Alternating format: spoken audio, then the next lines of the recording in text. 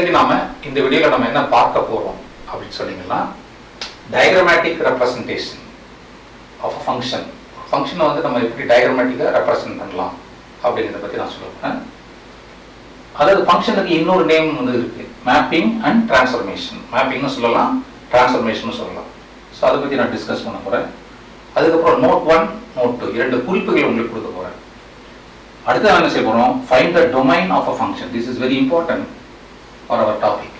இன்னைக்கு டாபிக்ல ரொம்ப முக்கியதுன்னா how to find the domain of a ஃபங்க்ஷன்றதை பற்றி எக்ஸ்பிளைன் பண்ண போகிறேன். ஸோ இருக்கிறதுலே மிகப்பெரிய எதுன்னு பார்த்தீங்கன்னா கார்ட்டீசியன் ப்ராடக்ட். புரியுதா? அந்த கார்ட்டீசியன் ப்ராடக்ட்டுக்குள்ள நம்ம சில எலிமெண்ட்ஸ் எடுத்து ரிலேட் பண்றோம் இல்லையா, அதுக்கு வந்து ரிலேஷன்ஸ். இந்த ரிலேஷன்லயே ஒரு யூனிக் ரிலேஷன் எடுக்கிறோம் பார்த்தியா, that is called a function. Function is a subset of relation. Relation is a subset of Cartesian product. Function எது உள்ள இருக்குது, ரிலேஷன் உள்ள வருது. ரிலேஷன் எதோட தொடர்பு இருக்கு, Cartesian product. Cartesian productனா மிகப்பெரிய செட், அது உள்ள எடுக்கிறதா அது ரிலேஷன்ஸ். அந்த ரிலேஷன் உள்ளே ஸ்பெஷல் டைப் ஆஃப் ரிலேஷன் எடுக்கிறதா நமக்கு அது ஃபங்க்ஷன்ஸ் அப்படின்னு நம்ம சொல்றோம். இந்த டயக்ராம் நம்ம என்ன தெரியும் சொன்னா, each and every function is a relation. ஒரு ஃபங்க்ஷனும் ரிலேஷனா இருக்கலாம், ஆனா ரிலேஷன் எல்லாமே ஃபங்க்ஷனா இருக்குன்னு சொல்ல முடியாது. this is not possible. so every function is a relation, but the relation is not a function. all the relation is not a function. எல்லா ரிலேஷனுமே ஃபங்க்ஷனா இருக்க முடியாது, ஏதாவது ஒரு ஸ்பெசிபிக் ரிலேஷன் தான் ஃபங்க்ஷனா இருக்க முடியும்.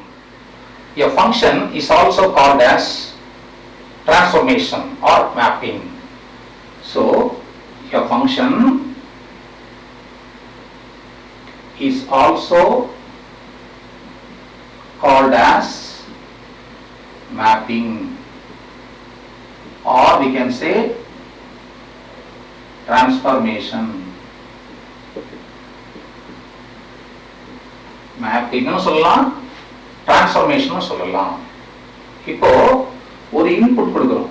இப்போ கம்ப்யூட்டர்ல பாத்தீங்கன்னா ஒரு இன்புட் கொடுக்குறோம். இது வந்து இன்புட்னு வச்சுக்கோங்க. கீபோர்ட்ல நீங்க டைப் பண்றீங்க, அது வந்து ப்ராசஸ் ஆகுது, இல்ல கால்குலேட்டரோட வச்சுக்கலாம். இது வந்து CPU, இது உள்ள ப்ராசஸ் ஆகுது. ப்ராசஸ் ஆயிட்டு அது என்னது, ஒரு அவுட்புட் வெளியில கொடுக்குது. ஸோ ஒரு இன்புட் கொடுக்குறோம், அது உள்ள போய் ப்ராசஸ் ஆகுது, அதான் ஃபங்க்ஷன். அந்த ரூல் அதுக்கு ஒரு யூனிக் ரிலேஷன் வரும் இல்லையா, அதுதான் அவுட்புட். ஸோ இப்படி நம்ம சொல்லலாம் function. So input, process and output. இப்போ ஃபங்க்ஷனை பத்தி நான் உங்களுக்கு கம்ப்ளீட்டா சொன்னேன் இல்லையா, அது கார்ட்டீசியன் ப்ராடக்ட், ரிலேஷனு, அதுக்கப்புறம் ஃபங்க்ஷன்ஸ். இந்த ஃபங்க்ஷனை வச்சுட்டு ஒரு சில இம்பார்ட்டன்ட் நோட் உங்களுக்கு கொடுக்குறேன். Okay, so note 1.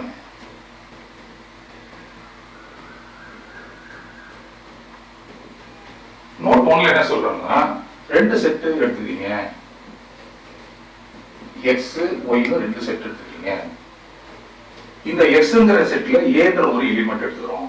இந்த எலிமெண்ட்டுக்கு ஒரு கனெக்ட் ஆகிய எலிமெண்ட், அது வந்து பி அப்படின்னு வச்சுக்கலாம்.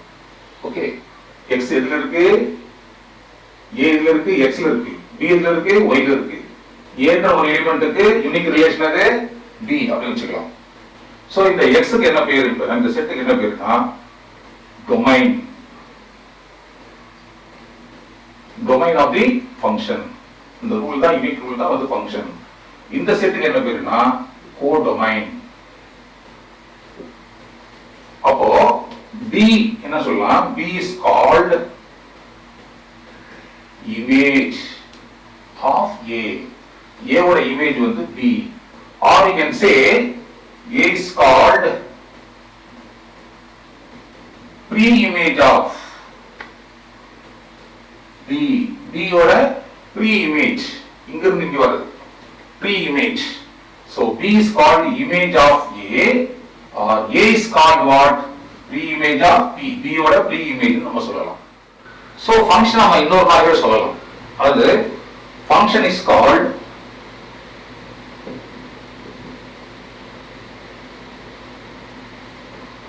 is also called what, transformation. அதுக்கு இன்னொரு பேர் சொல்லலாம், mapping. mapped on to A is mapped on to B, A transform to B அப்படிங்கறது சொல்லலாம். ஃபங்க்ஷன் வந்து இந்த மாதிரி ரெண்டு வேர்டுகளும் நம்ம யூஸ் பண்ணலாம். மேப்பிங், டிரான்ஸ்ஃபர்மேஷன், உருமாறுகிறது அப்படிங்கிறத சொல்றோம் இல்லையா, மேப் ஆகுது. ஸோ அப்படிங்கிற நம்ம ஃபங்க்ஷன் நம்ம சொல்லலாம். இப்போ நம்ம அடுத்த முக்கியமான ஒரு குறிப்புக்கு போகிறோம். நோட் 2.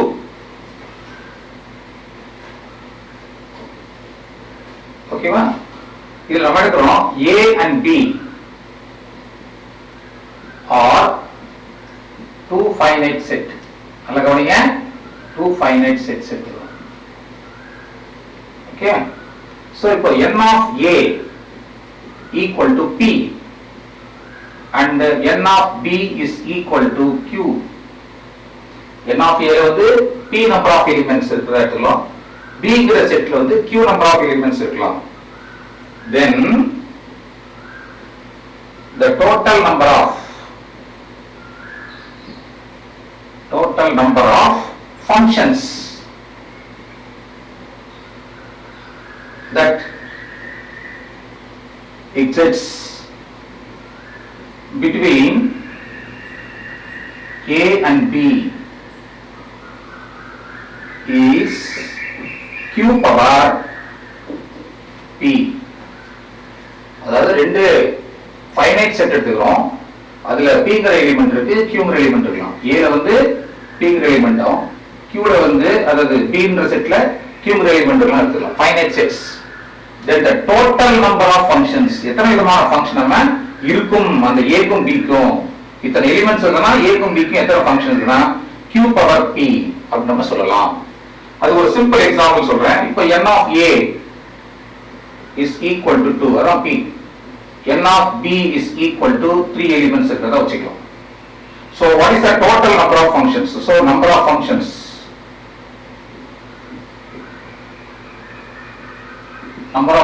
is equal to என்ன சொல்லிருக்கோம், Q power P. Qங்கிறது என்ன நமக்கு இந்த இடத்துல 3, Pங்கிறது வந்து 2, 3 ஸ்கொயர் 9. So 9 functions நீங்க டிஃபைன் பண்ணலாம். So இதுல ரெண்டு எலிமெண்ட், இதுல 3 எலிமெண்ட் இருந்தா we can define 9 number of functions. இப்போ நம்ம வந்து மூணாவது நோட்டுக்கு நம்ம போகலாம், மூணாவது குறிப்பு. ஓகேவா? சோ இந்த குறிப்புல முக்கியமா என்ன டிஸ்கிரைப் பண்ண போறோம்னா, ஒரு ஃபங்க்ஷனோட டொமைன் எப்படி நம்ம கண்டுபிடிக்கிறது, how to find the domain of a function. ஒரு ஃபங்க்ஷனோட டொமைனை எப்படி நம்ம கண்டுபிடிக்கிறோம் அப்படிங்கறத பத்தி நான் சொல்ல போறேன். சிம்பிள் எக்ஸாம்பிள் டெக்ஸ்ட் புக்ல தான் இருக்கு உங்களுக்கு, சோ அதை எக்ஸ்பிளைன் பண்றேன். சோ இப்போ ஒரு function எடுத்துறோம், f of x is equal to 1 by x plus 1 அப்படின்னு ஒரு ஃபங்க்ஷன் எடுத்துறோம். இந்த ஃபங்க்ஷனோட டொமைன் என்னவா இருக்கும், அதாவது இந்த ஃபர்ஸ்ட் ஒரு செட் இருக்கு இல்லையா, அது என்னவா இருக்கணும் அப்படின்னு பார்க்கறோம். இப்போ x plus 1 equal to 0 ன்னு எடுத்தீங்கன்னா x is equal to minus 1. So x ங்கிற இடத்துல minus 1 போட்டா என்ன ஆகும்னா 1 by 0 ன்னு வரும். நான் ஏற்கனவே சொல்லியிருக்கேன் 1 by 0 tends to what? Infinity. It's a very large number அப்படி சொல்லியிருக்கிறோம். சோ அது very large numberங்கிறது என்னன்னு சொல்ல முடியாது நம்மளால. சோ அப்ப அந்த -1 தவிர பாக்கி எல்லாமே அதோட domain. So what is the domain of f of x என்னன்னு சொல்றீங்க, r set of all real numbers சொல்லியிருக்கோம் இல்லையா, -1. அந்த -1 தவிர except that -1 தவிர பாக்கி எல்லா நம்பருமே இதோட டொமைனா இருக்கும் அப்படி நம்ம சொல்லலாம். So when x is equal to -1 implies 1 by 0, 1 by 0 tends to infinity. It becomes a very large number. So what will be the domain of the function is r minus of -1. Okay. So we go to another example. So f of x is equal to 1 by x square minus 5x plus 6. இதெல்லாம் உங்களுக்கு example டெஃபினட்டா கேட்பாங்க உங்களுக்கு. So இதோட domain என்ன, what's the domain of this function? So நீங்க என்ன பண்ணணும், இந்த கீழ வர நம்பர் 0 ன்னு எடுக்கணும். x square minus 5x plus 6 equal to 0. நீங்க 9th ஸ்டாண்டர்ட்ல ஃபேக்டரைஸ் பண்ணிருக்கீங்க இல்லையா, அதே மாதிரி நீங்க எடுத்துக்கணும். 6 வந்து ரெண்டா பிரிக்கிறோம், மல்டிபிள்ஸ் ஆஃப் 3 and 2. -3 -2 ஆட் பண்ணா -5 வரும். So x minus 3 into x minus 2 equal to 0. So x is equal to 3 and x is equal to 2. So x ங்கிற இடத்துல 3 போட்டாலோ அல்லது 2 போட்டாலோ என்ன ஆகும், இந்த ஃபங்க்ஷன் வந்து இன்ஃபினிட்டிக்கு போய்டும். So what is the domain of f of x? என்ன சொல்லலாம்னா that is r minus 2, 3 so 2 3 இந்த நம்பரை தவிர பாக்கி எந்த நம்பர் போட்டாலுமே உங்களுக்கு என்ன வரும், டொமைன் கிடைச்சிடும். அன்பார்ந்த மாணவர்களே, இது வரைக்கும் நான் நடத்துதெல்லாம் உங்களுக்கு நல்லா புரிஞ்சிருக்குன்னு நினைக்கிறேன். ஸோ இனி வரக்கூடிய கிளாஸஸ்ல இந்த டொமைனை பத்தி இன்னும் டீட்டெயில்டா யூனிட் எக்ஸசைஸ்ல 5 and 10 அப்படிங்கிற ப்ராப்ளத்தை ஃபுல்லா நான் டிஸ்கஸ் பண்ண போறேன். அதுவும் ரொம்ப இம்பார்ட்டன்ட் தான். ஸோ அதை நீங்க பாருங்க.